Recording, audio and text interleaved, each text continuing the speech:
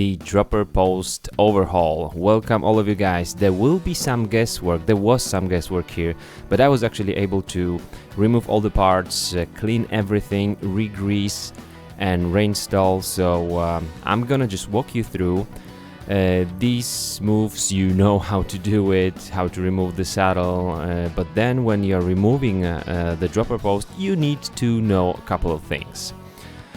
First off, this is the Merida Expert dropper post with the internal cable routing. There are some dropper posts on the market very similar. I guess that would be something from maybe like Xfusion or some cheaper dropper post.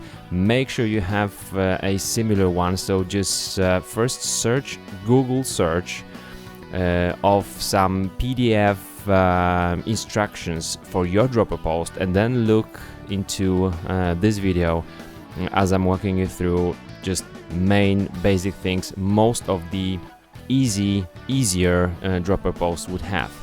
You need to remove the remote in order to be able to push the cable, the housing, into the frame, because that's how you remove your dropper post. You need to pull it up. So now I'm just freeing my dropper post. Now it's free to go, and I'm gonna pull the dropper post and push the cables into the frame. Make sure that the anchor on the cable, if you have one, as I do, will not get stuck in between different cables inside the frame. Now this is fairly easy. It works just like on the old days V-brake braking levers. You see, this is the end on the cable, and it goes in there to the actuator. Fairly easy job. This dropper post is a good one, very easy to maintain. Basically, at the beginning, all the parts you can see here, you just remove those and clean those. Make sure you do it in the right order, and remember how to put it back. If you have same exact dropper post as I do, you can always look at the video, but if you have different dropper posts, look at these parts I'm removing right now, because I'm pretty much sure then you won't remember how they were going back. Because these are not symmetrical. The front and the back end of each of these parts, which keep the saddle in place, are different. I'm gonna show you how I do it at the end, but if you have different dropper post, make sure you know how to put it back. Making a picture or a couple of pictures on the way is a very good thing to do. I'm just cleaning everything. I want to have all my bolts clean, so that there will be no squeaking during the ride. I didn't have that problem yet. This dropper post comes from my yellow bee, so it has now 1600 kilometers ridden. So that's I think over 1000 miles. So that's quite a lot. If the seals are clean from the outside, you just make sure that no dirt will come inside while you are removing all the parts. So it's a good idea to do. In this case, there is not so many parts and no particles that could come into the dropper post. Now I'm guessing, what should I do? So I'm gonna clean the nut there. It's 10 millimeters tool for the nut there, but somehow it was just spinning. So I was not sure what to do. Should I remove this one, or there is the seal cap right here, and I decided to try with this one. There's a thread there. Yes, you can unthread this one, just as you see I'm doing it right now. And now make sure you know what's happening next. When you open it, there will be very important part in the minute, because there's one seal I was not 100% sure I put it in the right place. So this is how it looks like when it's opened. We've got the shaft, we've got some seals, we've got some sliders, should we say. And now, in order to see more, to be able to extend it more, you just pull the actuator. By pulling the actuator, it goes up. Now you can see the seal. I think the seal was inside the seal cup, but I'm not 100% sure. Now when it's opened, fully opened, I was using the actuator, pulling it down. I was able to unthread that bolt, but not all the way because it started to spin.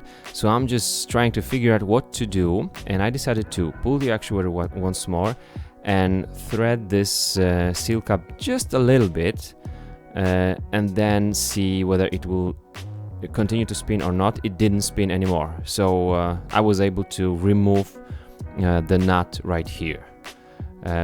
So figure it out. It can spin. It sometimes happens also on the forks, and you need some pressure there. So now I'm removing the shaft. You can see the air spring here inside. I'm gonna continue removing all the parts. It's moving, it's spinning, but you cannot remove it just yet. And now here you see two, how do we call it, guys? Are these sliders or so? Or bushings? These two, so it's easy to remove this one. This is the bottom one, and it doesn't have any lips or anything. But I try to remember, I have to remember how it was put there, how to put it back. And then the other side, you can see the gold parts. This is most likely what I'm showing you in the left upper corner. This is removable. This should be removable. And so this dust seal I'm gonna clean right now is 99% removable.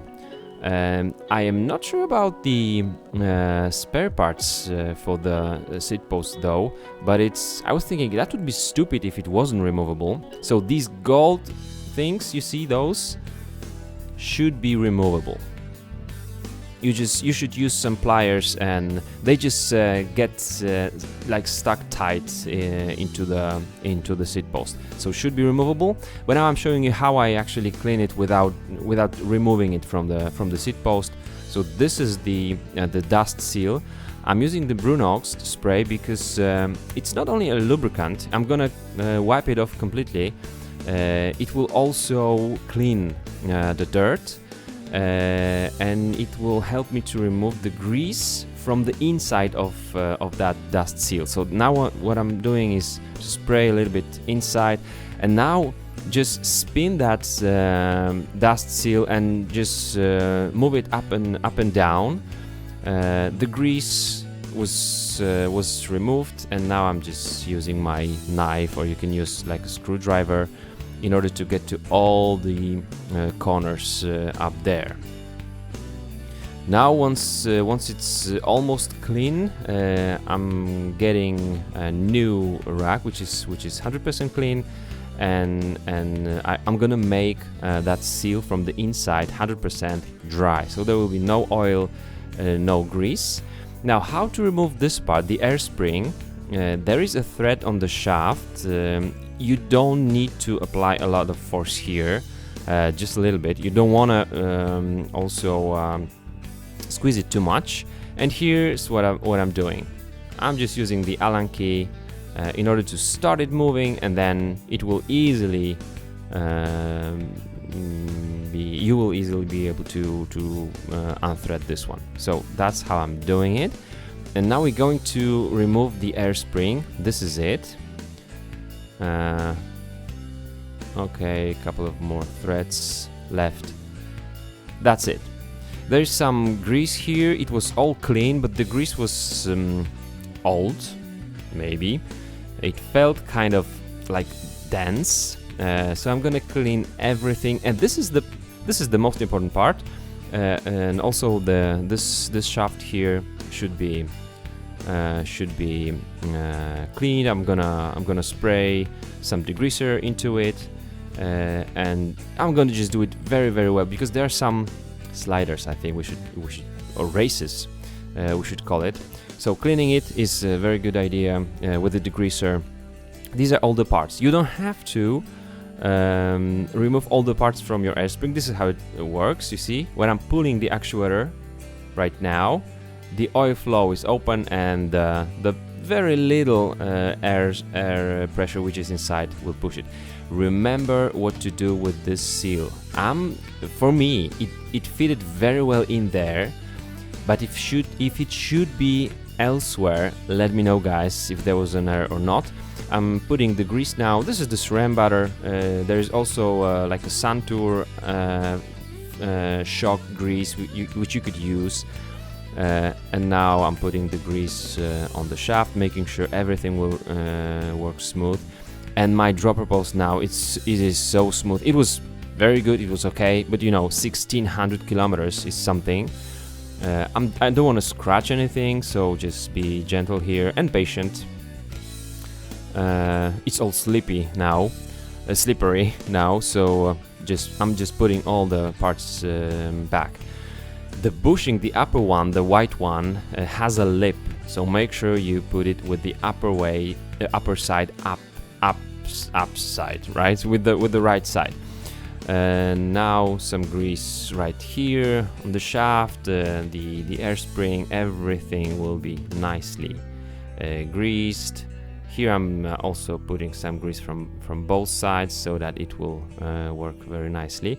The dropper post after such a service will recover quicker, so the saddle will go up probably quicker if it was already a little bit old or dirty. The dust seal was okay. So this is it. So I was not removing all the parts from that air spring. There was no need for that. Now this is the back end of your seat post. Make sure you know how to put it. So this is the back. I want to have also the upper shaft, so the upper tube like this, with the back side facing backwards, right? My little seal is in the dust seal in that cup. Now I'm just checking how to put it back. Oh, remember to put it all back, you need to use the actuator so that white bushing will go all the way. So that was the moment you should be aware of. And now I'm just putting it all back nicely. This is a fairly easy job. This basic maintenance is the most important one, and if you do it, it will take you maybe 20 minutes, 25, half an hour, let's say, and you're gonna save your seals. It's gonna work. The dropper post is going to work for a long time for you. I'm just cleaning it from the outside. I don't want to have any grease there. Now this is the back side. I'm showing you how to put it back. This part goes like this, up there. And now two mounting bolts. Here is the nut. And now the bolt number 1. And in the second, the nut and the bolt number 2. There was some Loctite used. I actually never had problem with these screws and never use new Loctite, because when you remove the bolt, it would be good to use new Loctite. I didn't do it. I never did it. I never had to do it. But ideally, you would like to. You would love to. you would have to do it. Now make sure that the housing will go right here. There is some small guide there. It should be there. Now I'm pulling the housing from the frame. This is my port, making sure the port is in its place like that. And now the screw. You might have a port, you might not have a port. On my Merida E120 there is one, and there are very similar ports on all Meridas right now. Very handy and very good. Now the remote control, it goes back. If the remote doesn't work just as it was working before, make sure you just use a barrel adjuster, and it will work nicely, because it has to recover. You see, this one doesn't recover just yet, but when you put the saddle, the dropper post on the right height, it should work fine. Otherwise, use a barrel adjuster to adjust it, and that's it. You already have the right length of the cable, so that should be easy. Now, when the saddle is there, and I have the height of my saddle, and the saddle is straight, remember also about that, I'm just gonna check whether it's okay.